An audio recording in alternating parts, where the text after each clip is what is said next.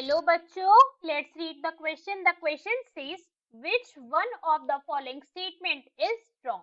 जो हमें given statement है A, B, C and D, हमें बताना है उसमें से कौन सी statement है जो वो wrong है. So now let's start. एक एक करके हम सभी statement check करेंगे. सबसे पहले first statement अगर हम read करें इसमें क्या कहा है हमसे that when pollen is shed at two cell stage double fertilization does not takes place. जो पोलन ग्रेन्स होते हैं हमारे, now let's see, pollen grain क्या होते हैं हमारे, टू टाइप के होते हैं. एक होता है हमारे टू सेल्ड पोलन ग्रेन और एक होते हैं हमारे three celled pollen grain. Two celled pollen grain हमारे 60% ऑफ द प्लांट के अंदर फाउंड होते हैं और जो थ्री सेल्ड है वो 40% ऑफ द प्लांट के अंदर फाउंड होते हैं. मगर जो डबल फर्टिलाइजेशन का इवेंट है ये दोनों ही केसेस के अंदर होगा.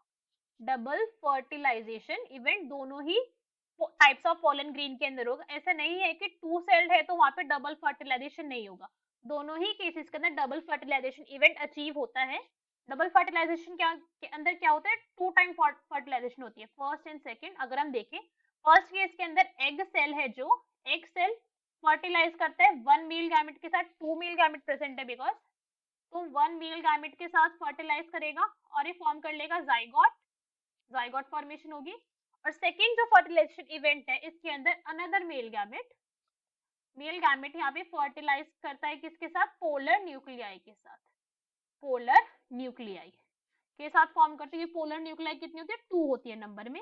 और यहाँ पे क्या फॉर्म होता है, 10 फॉर्म होता है प्राइमरी इंडोस्पर्म न्यूक्लियस. तो फर्स्ट स्टेटमेंट तो हमारे इनकरेक्ट हो गए बिकॉज डू नॉट बोला इन्होंने, मगर होता है डबल फर्टिलाइजेशन इवेंट दोनों ही केसेस के अंदर होता है. तो first is incorrect. Next statement read करते हैं. नेक्स्ट स्टेटमेंट में हमसे क्या कहा गया है, vegetative cell is larger than generative cell. Vegetative cell is larger. तो अगर हम ये स्टेटमेंट देखें तो ये स्टेटमेंट कैसी है, ट्रू है. ट्रू क्यों है, अगर हम डायग्राम देखें हमारे पोलन ग्रेन का तो कैसा दिखता है हमारा pollen grain. This is a pollen grain. यहाँ पे एक्साइन प्रेजेंट है, this is exine, outer layer है ये हमारी, जगह जगह पे से एब्सेंट होती है. और उस पॉइंट को हम क्या कहते हैं, उसे हम कहते हैं जर्म पोर. यहाँ से एब्सेंट है तो इसे हम कहेंगे जर्म पोर. यहीं से क्या होगी, पोलन ट्यूब हमारी फॉर्म होती है इसी पॉइंट से. और जो इनर लेयर है ये कौन सी लेयर है, ये इंटाइन है, इंटाइन. अब हमारे इसके अंदर सेल कैसे प्रेजेंट होते हैं, सेल ऐसे प्रेजेंट है कि एक यहाँ पे साइटोप्लाज्म प्रेजेंट होता है बोर्ड शेप का, साइटोप्लाज्म बोर्ड शेप का है. और यहाँ पे एक सेल प्रेजेंट, इसे हम कहते हैं जेनरेटिव सेल. और जो दूसरा सेल यहाँ पे प्रेजेंट है, दिस वन, ये है हमारा वेजिटेटिव सेल. तो अगर हम देखें तो हमारा वेजिटेटिव सेल ही लार्जर है जनरेटिव सेल से, जनरेटिव सेल तो स्मॉल है. तो बी स्टेटमेंट कैसी है हमारी, ट्रू है. Now let's read C statement. C में हमसे क्या कहा है, pollen grain in some plants remain viable for months. तो ये स्टेटमेंट कैसी है, ये स्टेटमेंट भी हमारी ट्रू है. ट्रू क्यों है ये स्टेटमेंट, बिकॉज जो एक्साइन होता है हमारा पोलन ग्रेन का उसके अंदर प्रेजेंट होता है स्पोरोपोलिनीन प्रेजेंट होता है.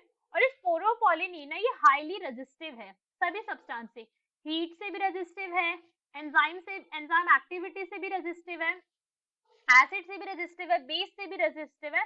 तो जो हमारे पोलन ग्रेन है उनके अंदर एक्साइन लेयर की वजह से क्या होता है, वो बहुत लंबे टाइम तक वाइबल रहेंगे बिकॉज उनको कोई भी नुकसान नहीं पहुंच पाता है.